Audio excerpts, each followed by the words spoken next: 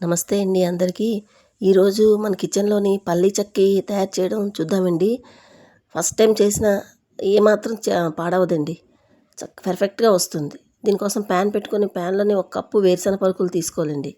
వేరుశనగ పలుకుల్ని మంటని చాలా సిమ్లో పెట్టేసుకొని వేయించుకోవాలండి. కంటిన్యూస్గా కలుపుకుంటూ వేయించుకుంటే లోపటి నుండి పలుకులు బాగా వేగి మనకి పల్లీ చక్కీ రుచిగా ఉంటుందండి. లేకపోతే పైన పలుకులు వేగిపోయి లోపల పచ్చుండిపోతే రుచిగా ఉండదు, పిండి పిండిగా అనిపిస్తుంది, కమ్మగా ఉండదన్నమాట. సో ఇలా మంటను తక్కువలో పెట్టుకొని చక్కగా పలుకులన్నీ వేయించుకోవాలి. ఇలా ఒకసారి చూస్తే ఈ పలుకు పైన తొక్కలు ఊడిపోతాయి కదండి. అలా ఊడిపోయిన తర్వాత మరొక 5-6 నిమిషాలు మంటని బాగా తగ్గించుకొని వేయించుకోవాలండి. వేయించుకుంటే మనకి పలుకులు కమ్మగా వేగుతాయి, చక్క లోపటి నుంచి వేగుతాయి. అలా 5 నిమిషాలు అయిపోయిన తర్వాత స్టవ్ ఆఫ్ చేసుకోండి. స్టవ్ ఆఫ్ చేసిన తర్వాత చల్లారిపోయిన తర్వాత ఇలా చేతులతో ప్రెస్ చేసుకుంటే తొక్కలు ఊడిపోతాయి. అలాగే పలుకులన్నీ కూడా ఇలాగ 2 ముక్కలుగా బద్దలైపోతాయండి.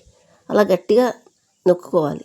నొక్కి ఆ తొక్కలన్నీ పుట్టంతా చెరిగేసుకొని పప్పుని శుభ్రం చేసిన పప్పుని పక్కన ఉంచుకోవాలి. ఇప్పుడు మనం ఒక కప్పు పలుకులు తీసుకున్నాం కదా, 3/4 కప్పు బెల్లం తీసుకోవాలండి. ఈ బెల్లం స్వీట్ బట్టినండి. మీరు ఒక స్వీట్ ఎక్కువ తినాలనుకుంటే ఫుల్ కప్ తీసుకోండి, లేదంటే 3/4 కప్పు సరిపోతుంది. ఈ బెల్లాన్ని కళాయిలో వేసుకొని ఇంకా వాటర్ కట్ట ఏమీ వేయొద్దండి. బెల్లం అలా కరిగించుకోవాలి. చక్కగా కలుపుకుంటూ ఉంటే కరిగిపోతుంటుంది. ఇలాగ కరిగిన బెల్లంలోంచి మనం పాకం పట్టుకోవాలన్నమాట. ఈ పల్లి పట్టి ఇలా తయారు చేసుకున్నారనుకోండి, మీకు నోటికి అంటుకోకుండా, పళ్ళకు అంటుకోకుండా ఉంటుంది. ఇలా పాకం వచ్చిందంటే, అలా ముద్ర పాకం వచ్చినప్పుడు ఒకసారి కొంచెం వాటర్లో వేసి చూసుకోండి. చూసారు కదా, అలా సౌండ్ రావాలన్నమాట.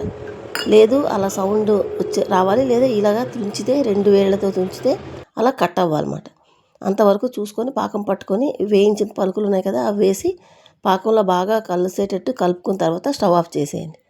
ఇప్పుడు స్టవ్ ఆఫ్ చేసిన తర్వాత దీంట్లోనే ఒక 1/2 స్పూను నెయ్యి వేసుకోండి. అలాగే చిటికెడు యాలకి పొడి వేసుకోండి. వేసుకొని చక్కగా అంతా బాగా కలుపుకోండి.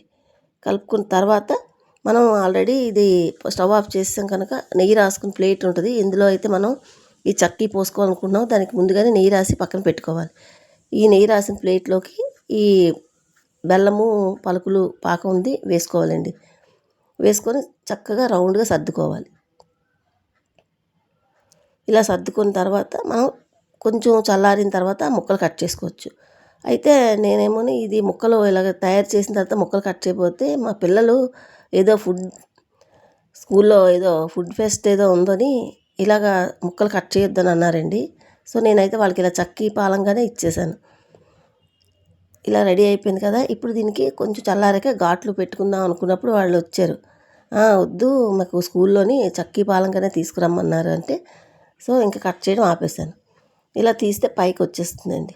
ఒకవేళ మీకు ఏదైనా అంటుపోయింది, స్టిక్కీగా ఉంది అనిపిస్తే ఒకసారి చిన్నది వేడి చేస్తే వచ్చేస్తుంది. స్కూల్ నుండి తీసుకొచ్చారండి, వాళ్ళే కట్ చేసుకున్నారు అక్కడ. ఇలా ముక్కలు కట్ చేసి తెచ్చారు. చూసారా, అస్సలు నోటికి అంటుకొని ఈ పల్లీ చక్కీ చిటికలో చేసుకోవచ్చండి.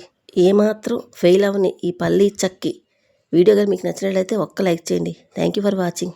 బాయ్ అండి.